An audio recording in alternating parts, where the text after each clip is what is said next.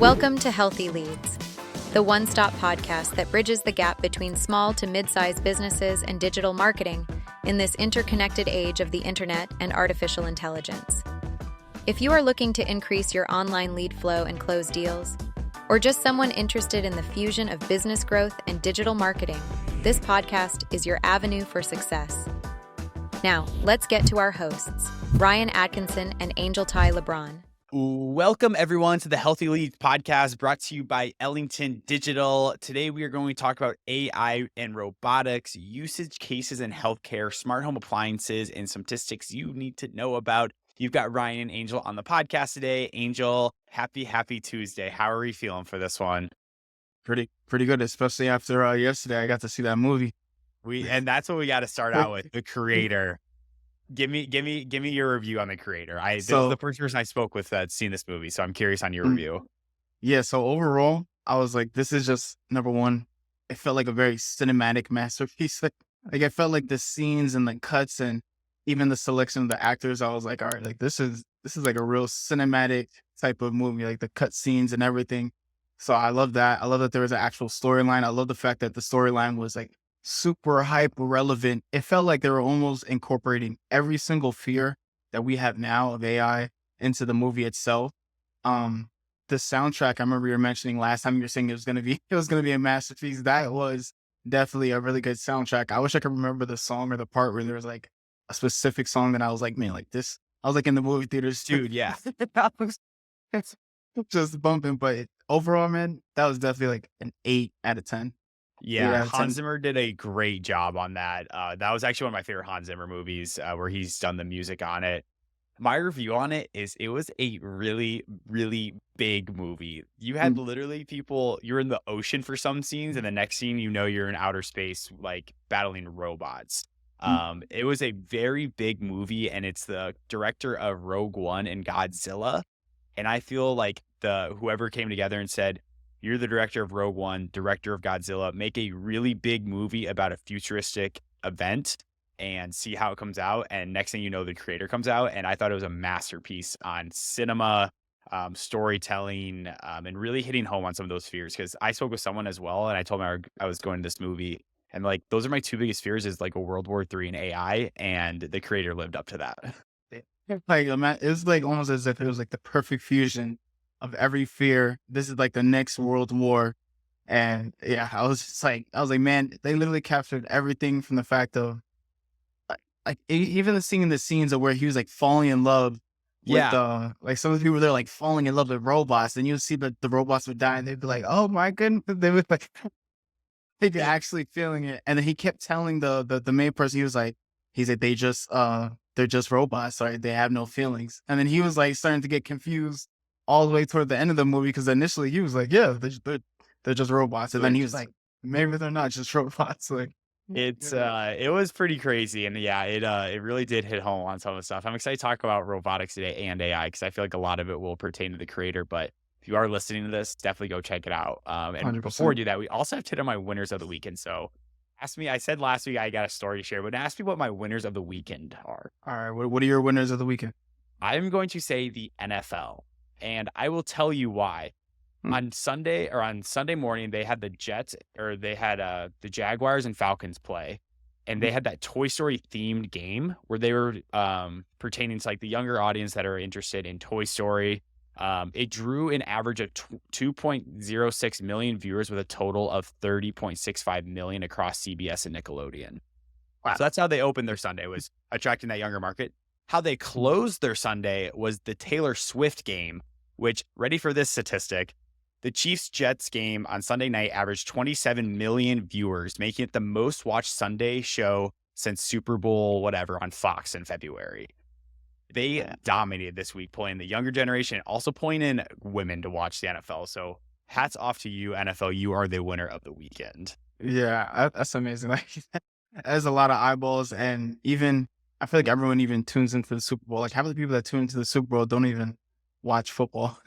Like, I'm curious how many people like tuned in and they're like, I don't even know what's going on. But it said that there was around like 2 million like new women that watched it. I don't know how they track that or anything, but they are the real winners of the weekend, getting eyeballs on their products. So yeah, hats off to the NFL and hats off to the creator for a great weekend. We applaud you both. But we do want to 100%. talk about AI and robotics. Robotics is something that we both really enjoy talking about. We've talked about on the show before. But specifically, we want to talk about the usage cases in healthcare, manufacturing, agriculture, transportation, smart home appliances, and aerospace. We're going to specifically talk about healthcare, but is there one that like comes to mind for you, or what are your initial thoughts on robotics? I think from my very young age, I've always loved computers. Like I've assembled my own computer. Like fortunately, it's broken right now, but Yeah, so that's I sick. have to fix it. But yeah, like I built my own computer, so like I've always had a love for hardware. Like the initial Mm, field that I was going to go into was computer hardware engineering. that's So sweet. I've always had a love for hardware. I've always loved robotics. I never got to like really make my own, machine learning or anything like Yeah, yeah, exponential like that. But I definitely think they have a place in the medical field, especially like one thing that has always interested me was from like if I would watch any cartoons and people would have like exoskeleton suits. yeah. Those are always the coolest things. And I never really knew it was real until like I got into an argument with a dude on Bigger Pockets, which was like a real estate farm. Yeah, yeah. And then I found out what he did. And he deals with like robotics and exoskeleton suits and helping paraplegics and stuff like that. So I always thought that field specifically was really cool, especially seeing like all the surgical Yeah. robots do surgery with a grape or something like that. So, yeah. Yeah, that's I think in healthcare it's a really interesting field to apply robotics because what we've talked about in the past is like there's a staffing shortage with healthcare. There's a lot of repetitive tasks, and one usage case for it is a company called Trudy, or that's what the robot's called, and it's an autonomous robot program to scout the hospital premises and disinfect all target areas. So just imagine this robot going around your hospital cleaning for you. That is something that you could do with like a janitorial role, but also it does free up space for your staff to not have to focus on disinfecting, just having a robot do it. So yeah, I feel like in healthcare, there's so many usage cases for robotics, and that's just one simple one. And we'll also dive into more soon. Yeah. Simple cleaning is like something so simple, but nobody would think like, hey, you have to pay somebody continuously. You have to tell your staff continuously, hey, check on this, do this. So that definitely helps out. Yeah, what do you think the conversations are like with these healthcare companies or like these huge hospitals? Because hospitals, obviously, I don't know what their average revenue is or whatnot, Mhm. but they are strapped on a lot of resources of recent times. COVID kind of locked that down a lot. What do you think like the real value prop of like a Trudy? Like, hey, let's bring in a robot that'll automatically do this. I'm just spitballing here, just out of Yeah. curiosity. I would imagine that it would probably be pretty big, especially because after COVID, now everyone, especially in the healthcare field, like they still wear masks. And then Yeah, so it's like the cleanliness and making sure everything is literally just clean and free of bacteria and pathogens, whatever. I feel like it's just a huge, humongous market. I mean, there's countless businesses that have been built on PPE. I think personal, like the protection protective gear. equipment. Yeah, Yeah, yeah. all that gear. So like, there's so many businesses that have been built off of that. So I think having a robot that takes care of the basic necessity, even before COVID, you had to clean your bathroom. Like you still Yeah. had to be some amount of clean. Like there still had to be some type of janitor on staff. So if you're able to automate that and whatever the upkeep cost or whatever the purchase price is to have a robot like that, that would be a lot. I feel like that would be very beneficial rather than having somebody on staff and maybe not even being as thorough because you're probably like, I don't know, a random person, a person might be like, I don't want to clean all this today. Yeah, They might yeah. just cut corners throughout the shift or something, but it's a robot. They're not going to cut corners. So Yeah, exactly. And I do think like I feel like with robotics and a lot of AI stuff, it is like a long-term play. Like these robotics might be expensive, but if you don't have to hire maintenance staff to do it, I mean, it might not pay itself back in 1 year, but 2, 3 years, I could definitely see there being an ROI there. yeah, And with robotics, yeah, they can work 24/7 around the clock. They can work. They don't have to take holidays. So there is a long-term play with robotics, I believe, and it's similar to AI and like actual usage cases with like D2C companies that we talked about last week. yeah. I mean, if you really think about it, like a janitor might cost you what, 50 to 60,000. Like if you want to make it a super really good janitor, then maybe you Yeah. might pay them 70. So it's like, if you have to do that and that's their first year salary, you may just make that up within just 1 year. Yeah, and I Yeah. think another really cool one that we'll talk about here is Moxie by Diligent Robotics. So this robot will assist clinician staff in non-patient facing tasks, delivering surgical instruments, lab samples, and medication. think of it as like a personal assistant for a doctor. And I think that's a better usage case for it. So they don't have to be running around. You don't have to have someone in the room. And it'll just deliver it real quick. So I do like the Moxie by Diligent Robots. I think that's a really good usage case as well. Yeah, me as well. I think even, if I'm not mistaken, my grandfather was actually one of the surgical assistants.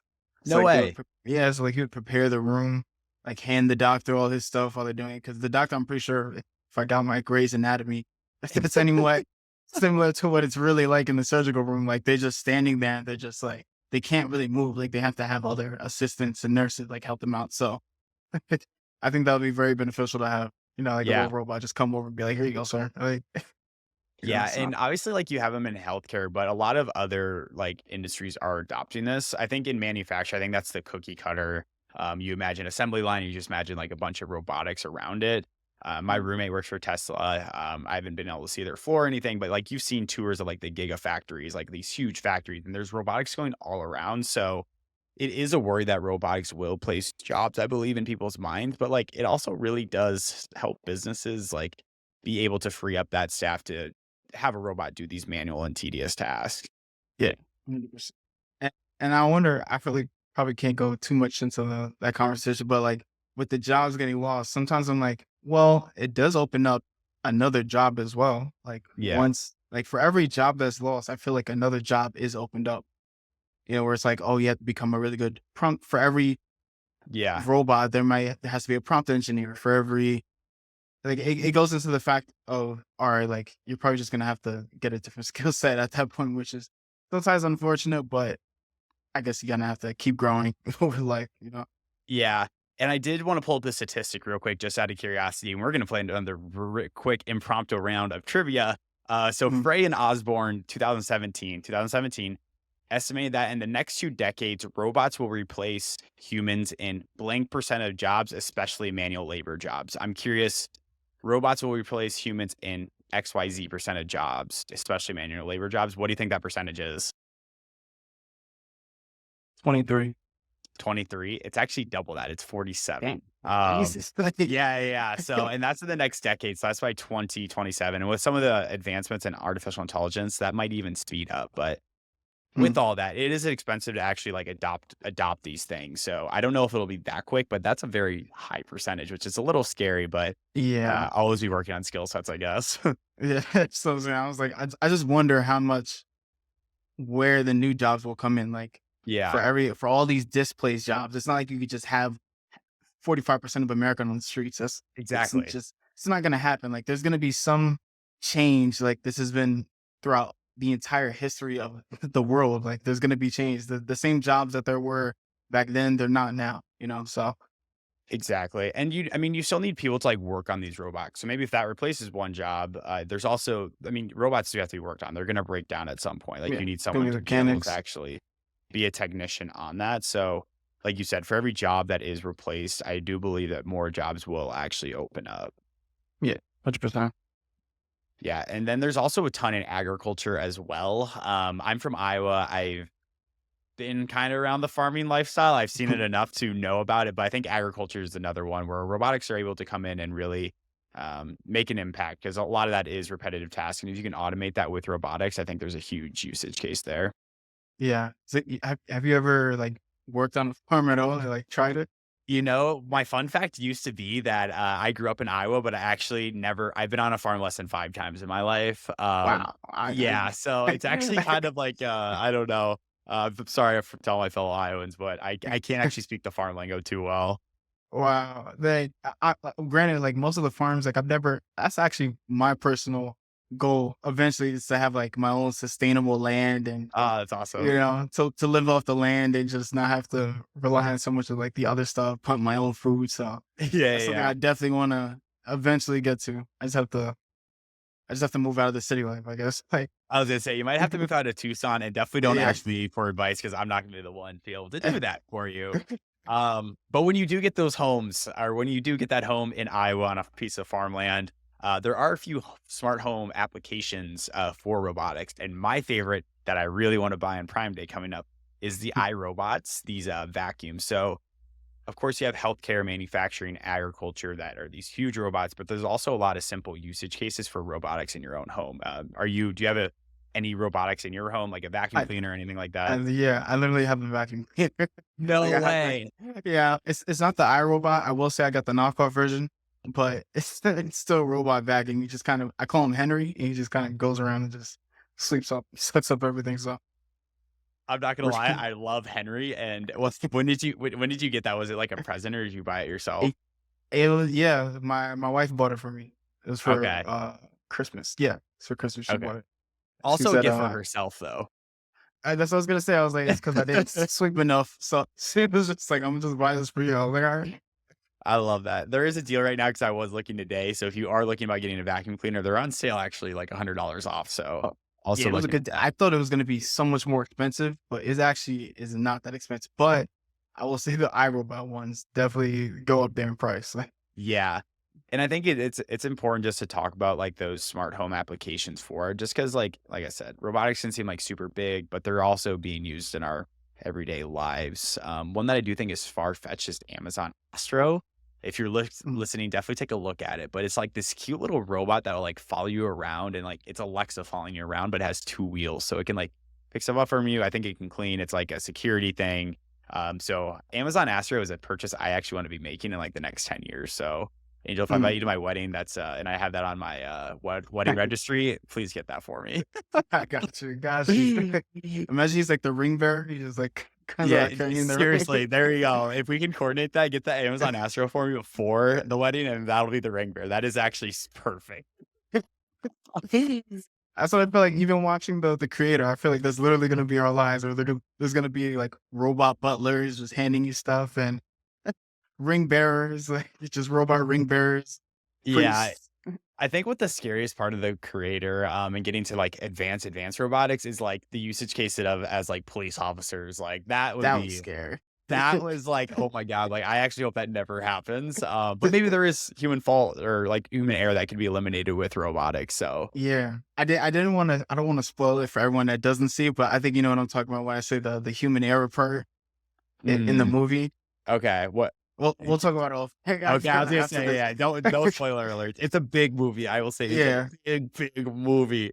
Um, and yeah, there is a lot in there. And I do want to talk about the impact of robotics and AI. One statistic that I found was by 2025, AI and robotics is predicted to have as much as a $23 billion impact on the services industry. $23 billion. That's with a B, not an M. That's a huge impact. I think is the potential of robotics and AI is to really impact industries that could be eliminated with robotics, but there's also a lot of good when it comes to that as well. Yeah, it's more. I feel like it's mostly going to be the manual labor type of Hmm. kind of market, you know, before it's anything else. Because I feel like the edge that other types of jobs have is that it's sometimes software based in Yeah. communication. Like it's usually most of the time I'm seeing it be some type of software and communication. So it's like that's I guess a little bit harder because we could then use the software. So Yeah. the manual labor jobs, it's like you're just instantly taken out right then and there by just like one tool. But I guess for the software side, it's here's something that makes your job easier. Here's another thing that makes your job easier. Okay, your job is getting so easy to the point where now we're just gonna replace you with this autonomous robot or Yeah. whatever it may be, software. Yeah. I think these two areas are like super interesting. Just because like I feel like AI and robotics is like such like a futuristic thing. I feel like AI is here, but Mm, I mean, like, would you agree with this or disagree with this? Like robotics, I feel like hasn't fully ingrained into like my personal life. mhm. I don't know. How do you feel about that take? I would say the robotic side, yeah, because like the hardware, like I think when we think of AI, sometimes we think of like the RoboCops, like walking down the Yeah. street or something like we're thinking of that, or being in the hospital and seeing like for example, I go to Walmart, there's a robot that just cleans all the floor all throughout Walmart, and I see it all the Really? time. So yeah, I see it. Oh, that's It's, sick. I haven't seen yeah, that so yet. so I it's know it's like a frequent shopper at Walmart. yeah, like it's usually you're always gonna see it at night. Like I used Mm, to always go at the nighttime, so I would go at night and I would see like this robot just going around just cleaning the floors. And th- it was like seeing it for the first time was so crazy, but I was just like got used to it. So I think those types of robots, I'm very more like desensitized to, Yeah. and I see them more often. And then in my everyday life, I always see like actual machine learning. Like Yeah. every single day in my everyday life, I see machine learning and software, and then I go on LinkedIn, I see 50 million other software tools that are getting released and stuff. So I find it to just be very constant. Things are just new. Like this is just something new every week, every day, honestly. Yeah, I 1,000% agree with you. I'm a morning Walmart person, by the way. You're a night morning Walmart person, but I love that. But yeah, I feel like with AI, like especially with the release of ChatGPT, what was that? December of last year or so, somewhere around there. Yeah. Like I It's feel like crazy. It it's just doesn't even feel like that long ago. I know, seriously, it doesn't. But we're coming up on a year out of it. But maybe it wasn't. I don't know. Um, but I feel like I use ChatGPT like every day. But like Mm, robotics is like something I just haven't seen or like been involved with as much. So I feel like barriers might be because it's so expensive, and like two, like I mhm. just don't have a usage case it for it. And so of course these companies do, but in my personal life, I just don't yet, besides an iRobot. But I haven't bought it because it's expensive for my Yeah. personal budget anyways. There could be things like, I don't know if the Ring camera would fit into there. Yeah. Because sometimes, it might have the detection software or something like that. Self-driving cars. Yeah. I didn't even think of that. The self-driving cars that we see every day of the Tesla and stuff. So like that's a prime example. I think that's like the first everyday kind of. There probably is another one that we're not thinking of that we probably become desensitized to. But the cars, I think, are like the biggest kind of change and impact, just seeing like a car with no driver on it. I mean, I still have yet to see that, and I don't think it's legal yet. But you get what I'm saying? Like self-driving cars, it's crazy to me. Like, Yeah, and I think that is the furthest development we've seen with like, and I could definitely be wrong on that. Well, please let me know if you're listening if I'm wrong on that. But it's that AI and self-driving cars. In Austin, there's Cruise, owned by Google, I'm pretty sure.